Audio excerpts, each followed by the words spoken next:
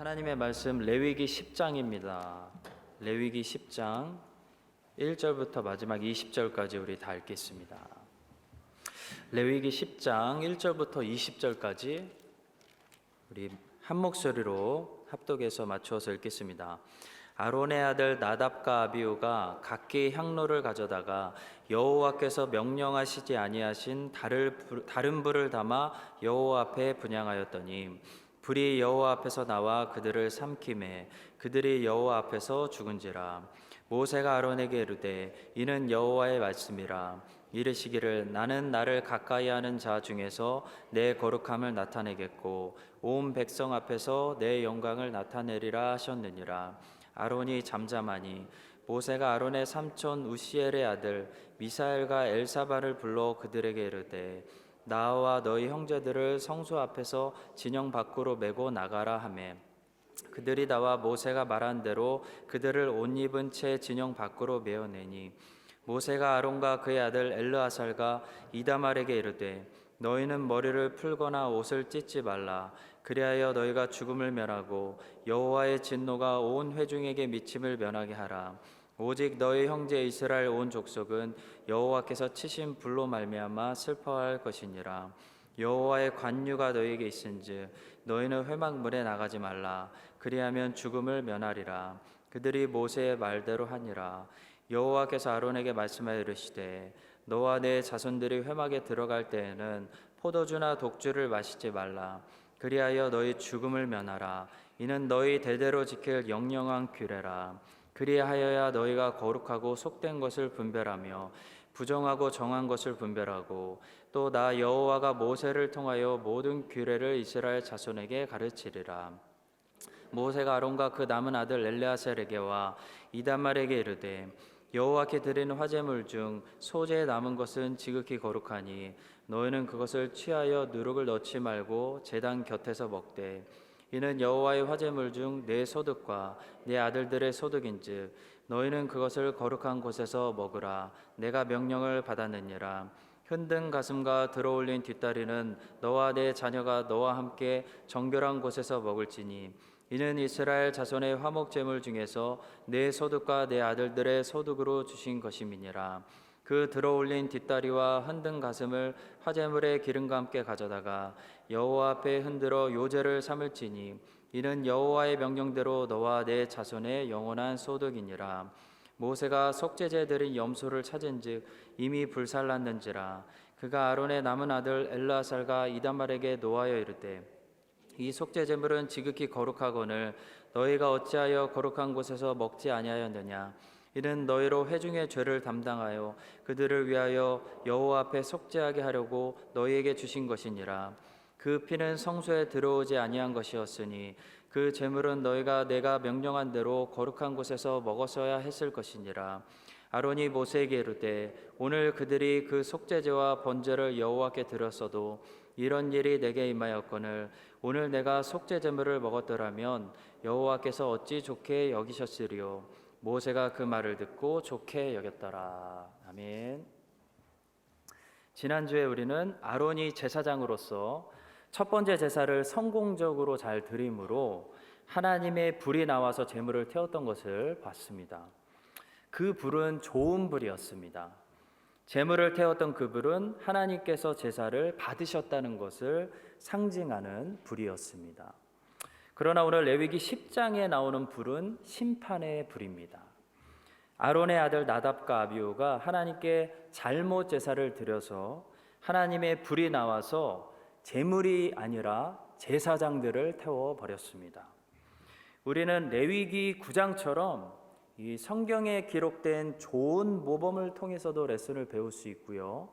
레위기 10장처럼 성경에 기록된 이 안 좋은 예를 통해서도 귀중한 레슨을 배울 수가 있습니다. 오늘은 이 나답과 아비후의 잘못을 통해서 주시는 교훈을 살펴보고 우리는 오늘날 신약의 제사장으로서 그들과 같이 반복해서 잘못하지 않도록 귀한 레슨을 배우는 그런 시간이 될 수 있기를 소망합니다. 첫 번째로 나답과 아비후는 번제단에서 사용한 불이 아닌 다른 불을 사용했습니다. 이것이 그들의 첫 번째 잘못입니다. 본문 말씀 레위기 10장 1절입니다. 아론의 아들 나답과 아비후가 각기 향로를 가져다가 여호와께서 명령하시지 아니하신 다른 불을 담아 여호와 앞에 분향하였더니 했습니다. 레위기 9장 마지막 절에 돌아가 보시면 불이 여호와 앞에서 나와서 제단 위에 번제물과 기름을 살랐다고 했습니다. 레위기 9장 24절입니다. 불이 여호와 앞에서 나와 제단 위에 번제물과 기름을 사른지라 온 백성이 이를 보고 소리 지르며 엎드렸더라. 굉장히 감동적인 지난주에 살펴봤던 장면이죠. 자, 이 불은 사람이 만든 불이 아닙니다. 하나님이 주신 불입니다. 제사장들은 번제 규례에서 말씀하신 것처럼 이 불을 꺼지지 않게 할 책임이 있었고요. 앞으로 하나님이 주신 이 불을 사용해서 성막 안에서 필요한 일들에 이 불을 사용할 책임이 있었습니다. 레위기 6장 13절입니다. 불은 끊임이 없이 제단 위에 피워 꺼지지 않게 할지니라. 따라서 제사장들이 성소에 들어가서 성소 안에 있는 그 분향단에서 분향할 때도 번제단에서 제사 드릴 때 사용했던 바로 이 불을 가지고 분향해야 했다는 말입니다. 근데 나답과 아비후는 이 불을 사용하지 않고 다른 불을 사용했습니다. 곧 하나님이 제사를 받으시며 주셨던 불이 아니라 인간이 스스로 만들어낸 다른 불을 사용해서 성소 안에서 하나님께 분향하려고 했다는 것입니다. 이것이 그들의 잘못이었습니다. 구약의 번제단이 예언하고 있는 것은 예수 그리스도의 희생, 십자가입니다. 따라서 나답과 아비후의 행동을 오늘날 신약으로 번역하면 예수님의 십자가 공로 이외에 다른 방법으로 곧 인간의 공로를 가지고 하나님께 접근을 시도하다가 죽임을 당했다는 것을 의미한다고 할 수 있습니다. 레위기에서는 이렇게 다른 불을 가지고 하나님께 접근을 시도하다가 심판당한 제사장들의 이야기가 기록되어 있는데요. 갈라디아서에 보시면 갈라디아서에는 다른 복음을 가지고 하나님께 접근을 시도하다가 사도에게 책망을 받은 사람들의 이야기가 기록되어 있습니다. 갈라디아서 1장 7절과 8절입니다. 다른 복음은 없나니 다만 어떤 사람들이 너희를 교란하여 그리스도의 복음을 변하게 하려 함이라. 그러나 우리나 혹은 하늘로부터 온 천사라도 우리가 너희에게 전한 복음 외에 다른 복음을 전하면 저주를 받을지어다 말씀합니다. 성도 여러분, 다른 불은 언제나 하나님의 심판을 불러일으키고 다른 복음은 언제나 저주를 불러일으킵니다. 우리가 번제단이 예언하고 있는 예수 그리스도의 십자가 이외에 다른 공로를 가지고 하나님께 접근하면 하나님께 인정받는 것이 아니라 하나님께 저주를 받고 심판받을 수밖에 없다는 사실을 기억해야 됩니다. 구약의 나답과 아비후처럼 하나님이 주신 제단의 불을 사용하지 않고 자신들이 직접 만든 다른 불로 하나님께 나아가려고 하는 사람들이 역사에 또 있었다면 바로 유대주의자들이었다고 할 수 있습니다. 영어로 주데이서라고 불리는 유대주의자들은 누구였습니까? 그들은 유대인 출신 그리스도인으로서 이방인 출신 그리스도인들을 예수 믿은 후에 다시 율법으로 인도하려고 했던 그런 이단적인 사람들이었습니다. 그들은 태어나자마자 8일 만에 할례를 받았고 어렸을 때부터 철저하게 모세 율법을 지키고 살아온 사람들이었습니다. 그런데 이 사람들이 어느 날 복음을 들었습니다. 많은 유대인들이 복음을 거부했지만 이 유대인들 중에서 복음을 듣고 크리스찬이 된 사람들이 있었습니다.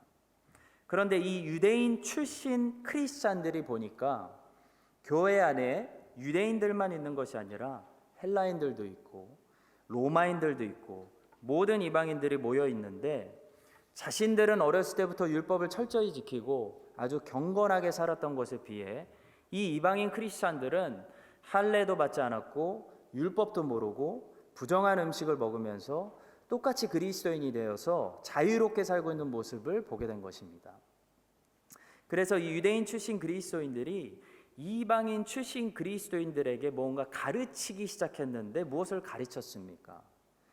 예수를 구세주로 믿는 믿음만으로는 부족하고 예수를 구세주로 믿고 이제 우리처럼 할례도 받고 율법을 또한 철저하게 지켜야 된다라고 율법주의를 가르치기 시작한 겁니다.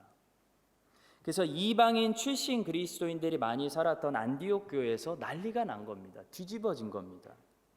사도행전 15장 1절과 2절은 당시 상황을 이렇게 말씀하고 있습니다. 어떤 사람들이 유대로부터 내려와서 형제들을 가르치되 너희가 모세의 법대로 할례를 받지 아니하면 능히 구원을 받지 못하리라 하니 바울 및 바나바와 그들 사이에 적지 아니한 다툼과 변론이 일어난지라. 형제들이 이 문제에 대하여 바울과 바나바와 및 그 중에 몇 사람을 예루살렘에 있는 사도와 장로들에게 보내기로 작정하니라.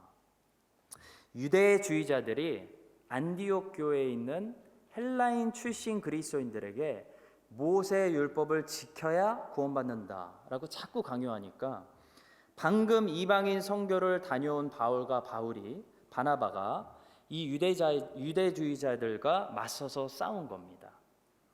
자, 그래서 결국 일이 커져서 이 문제를 깨끗이 정리하기 위해서 사도들이 있는 예루살렘 교회에서 역사상 최초로 처치 카운슬, 예루살렘 공의회가 열렸습니다.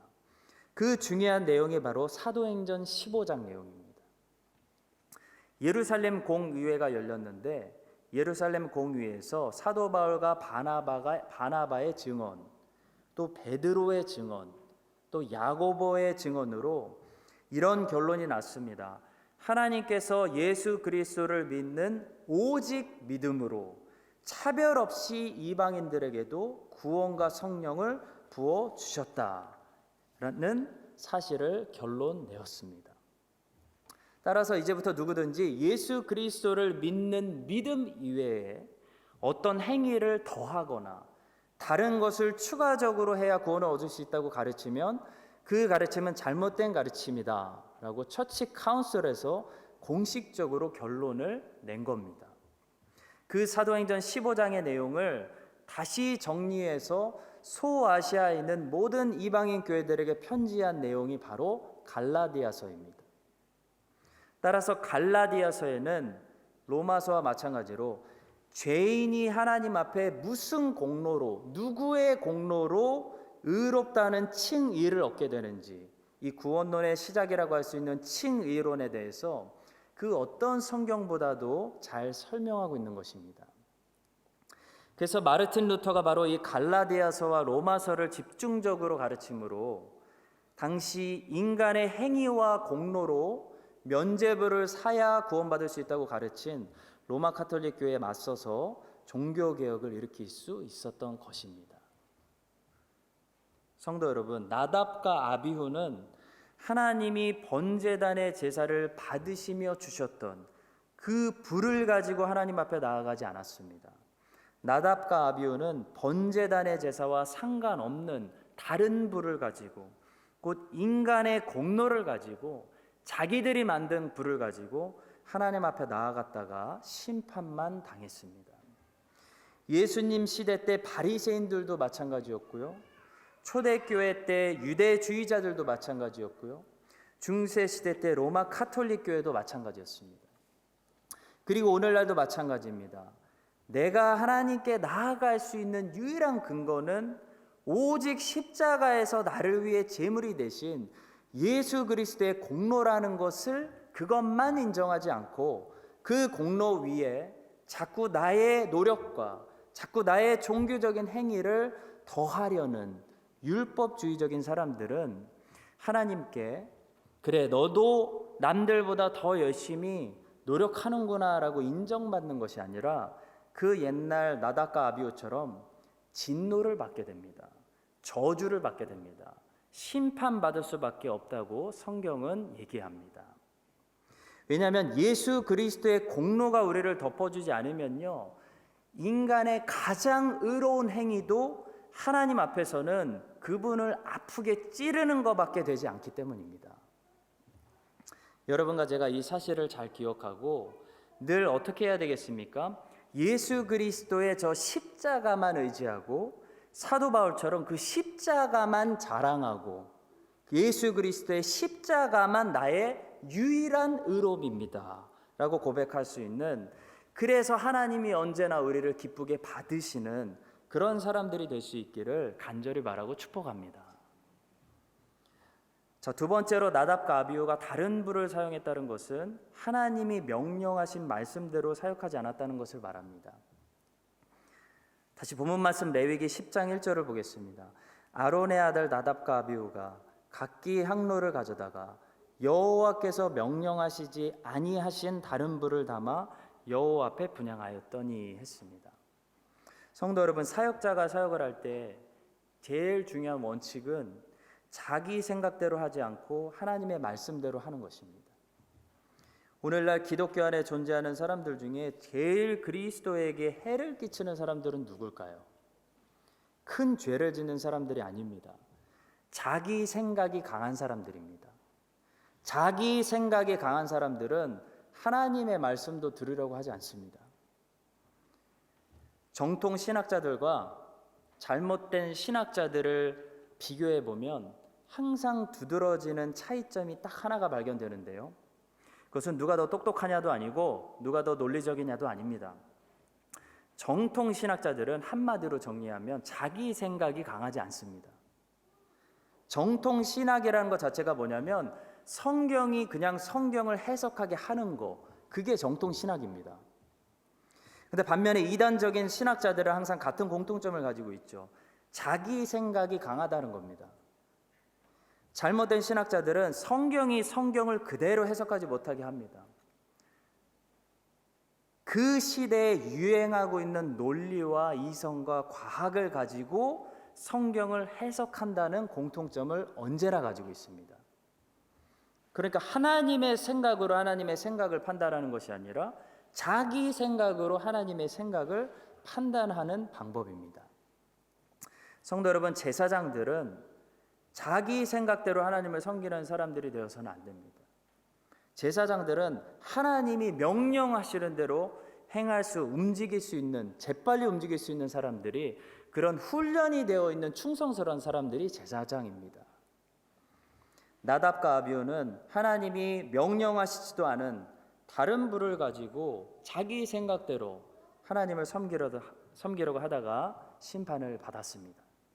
이것은 오늘날 성경을 무시한 채 자기 열정과 자기 야망과 자기 욕심대로 하나님을 섬기려고 하는 수많은 이 땅의 교인들에게 경고를 주는 아주 중요한 말씀이라고 저는 생각합니다. 얼마나 많은 사람들이 하나님의 말씀대로 하나님의 말씀을 전하는 사역이 아니라 치유 사역한다고 돌아다니고 은사 사역한다고 돌아다니고 있는지 모르겠습니다. 여러분 한번 생각해 보십시오. 이 세상에 살았던 크리스찬 중에 사도 바울보다 더 특별한 체험을 했던 크리스찬은 세상에 한 사람도 없습니다. 제가 장담하건대 없습니다. 바울은 3층 하늘을 다녀온 사람입니다. 근데 바울은요, 신비주의자가 되지 않았습니다. 바울은 자기 체험 간증하고 다니지 않았습니다. 바울이 뭐 했죠? 복음 전하고 말씀 가르치고 다녔습니다. 왜 그랬을까요? 그것이 하나님이 바울에게 명령하신 사역이었기 때문입니다.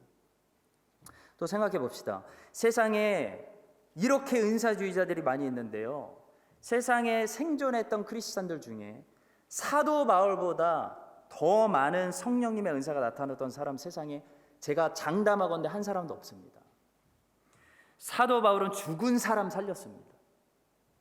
근데 성경을 아무리 살펴봐도 사도 바울이 고린도에 가서 간증하고 치유 집회, 신유 집회 했다든지, 빌립보에서 간수장에게 장풍 쏴서 간수장 날아갔다든지, 에베소에서 사람들 병 고쳐주기 위해서 안수하고 다녔다든지 하는 기록은 성경에 어디 봐도 찾아볼 수 없습니다.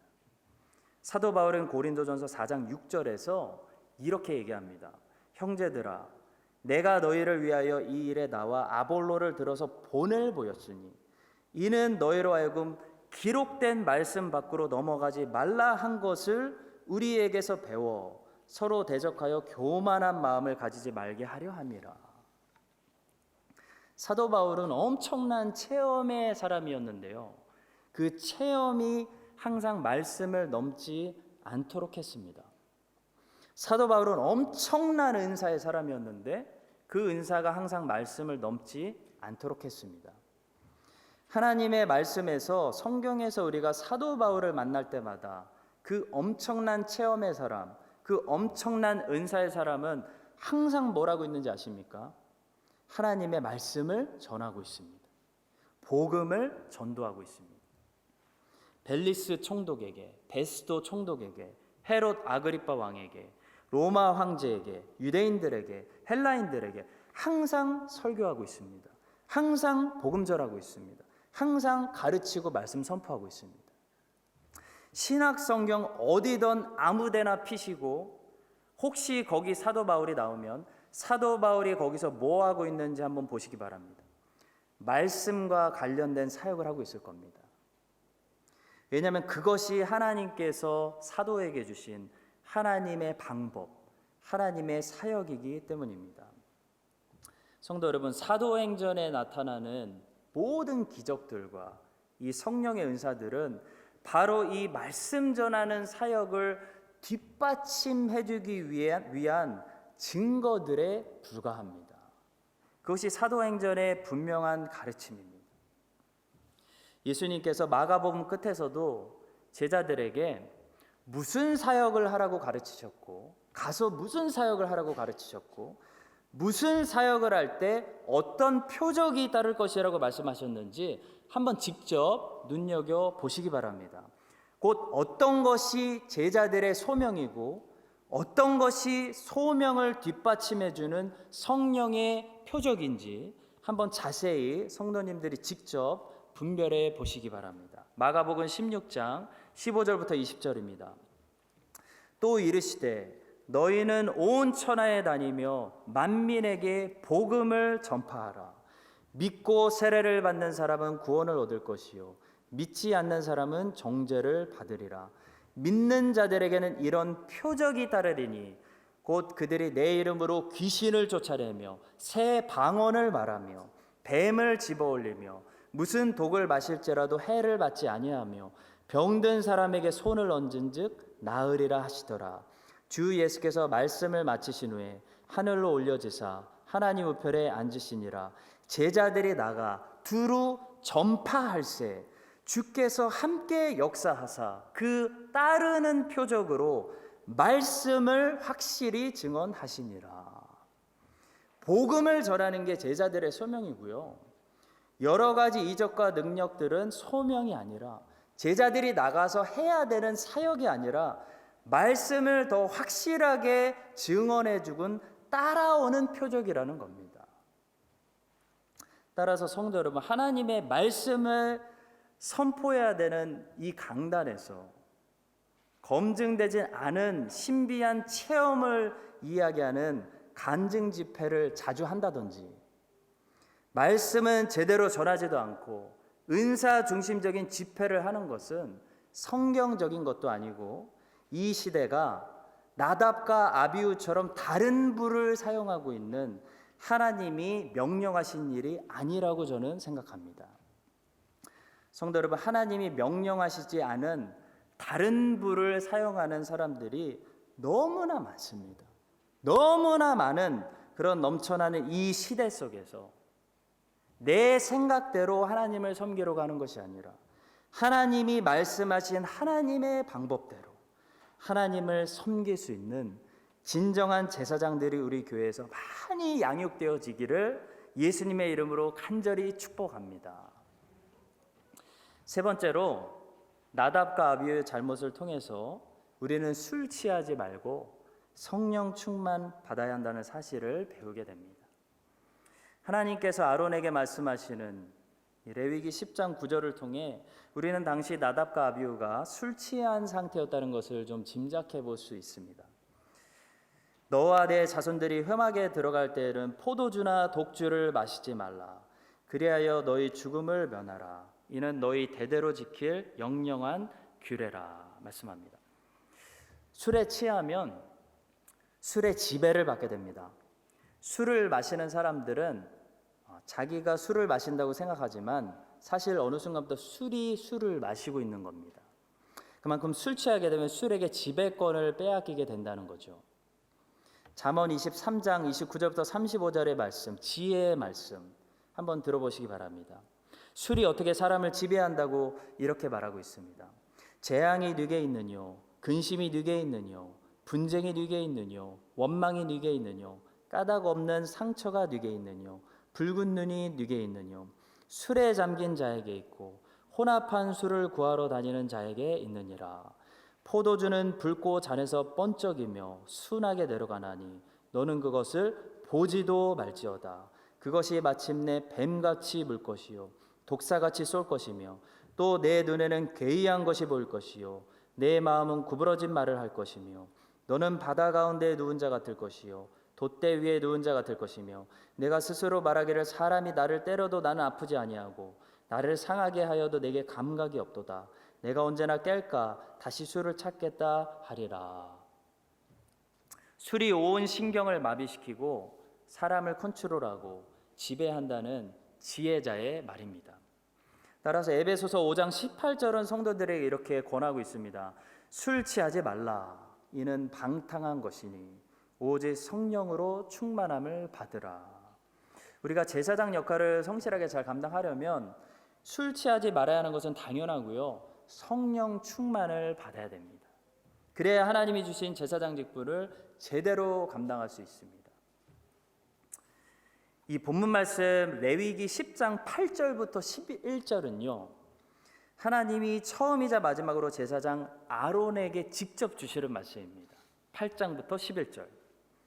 하나님은 아론에게 말씀하실 때 지금까지 어떻게 말씀하셨냐면 항상 모세를 통해서 말씀을 주셨거나 아니면 모세와 아론에게 함께 말씀하셨습니다. 근데 8절부터 11절은 유일하게 하나님이 모세 없이 아론에게 곧바로 주시는 말씀입니다. 자, 이 사실은 여기에 기록된 말씀이 얼마나 제사장과 관련된 중요한 말씀인지 우리에게 가르쳐 준다고 볼 수 있습니다. 제사장에게 강조하시는 말씀, 곧 레위기 10장 8절부터 11절입니다. 어떤 말씀들이 있을까요? 8절과 9절을 제가 다시 읽겠습니다. 여호와께서 아론에게 말씀하여 이르시되 너와 내 자손들이 회막에 들어갈 때는 포도주나 독주를 마시지 말라. 그리하여 너희 죽음을 면하라. 이는 너희 대대로 지킬 영영한 규례라. 한마디로 포도주나 독주를 마시지 말라는 겁니다. 근데 이는 너희 대대로 지킬 영영한 규례라 라는 말씀은 앞으로 모든 제사장들은 영원히 회막에 들어갈 때는 포도주나 독주를 마시지 말라는 말씀입니다. 그리고 10절부터 그 이유를 설명합니다. 그리하여야 하면서 이유를 설명합니다. 그리하여야 너희가 거룩하고 속된 것을 분별하며 부정하고 정한 것을 분별하고 또 나 여호와가 모세를 통하여 모든 규례를 이스라엘 자손에게 가르치리라 말씀합니다. 왜 술 취하지 말라는 것일까요? 그리하여야 제사장의 역할을 잘 할 수 있다는 겁니다. 제사장의 역할은 뭡니까? 분별하는 것이고 가르치는 겁니다. 이 두 가지 역할을 제사장이 잘 감당하기 위해서 술을 마시지 말라는 겁니다. 성도 여러분, 제사장은 거룩하고 속된 것, 다른 말로 부정하고 정한 것을 분별할 줄 알아야 됩니다. 크리스찬이 세상에서 세상 사람들보다 어떤 뛰어난 능력이 있어야 된다면 분별하는 능력입니다. 분별할 줄 알려면 깨어 있어야 됩니다. 술에 취하지 말고 성령 충만을 받아야 됩니다. 그래야 분별할 수 있습니다.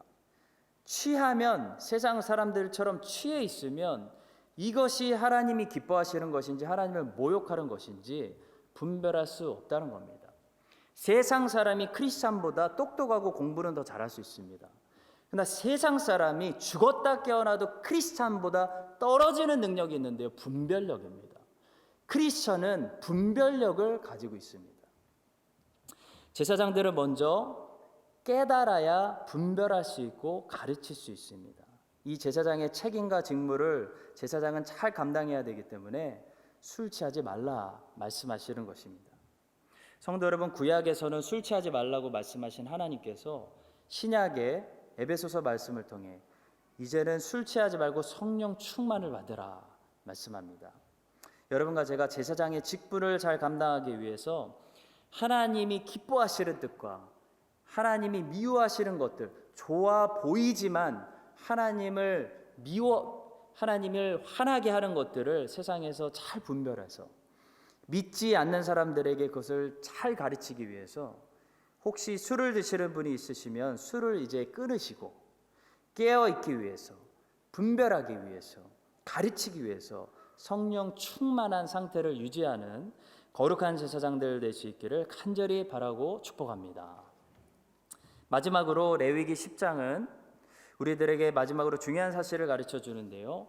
이 우리에게 주신 이 제사장 직분이라는 것은 우리의 사적인 일들보다 더 중요한 거다라고 말씀합니다. 자, 레위기 10장 이 마지막 후반부 말씀은 모세와 아론이 속죄제를 드리고 남은 고기를 왜 아론의 아들들이 엘르아살과 이다말이 먹지 않았느냐에 대해서 논쟁하는, 좀 쉽게 해석하기 어려운 부분입니다.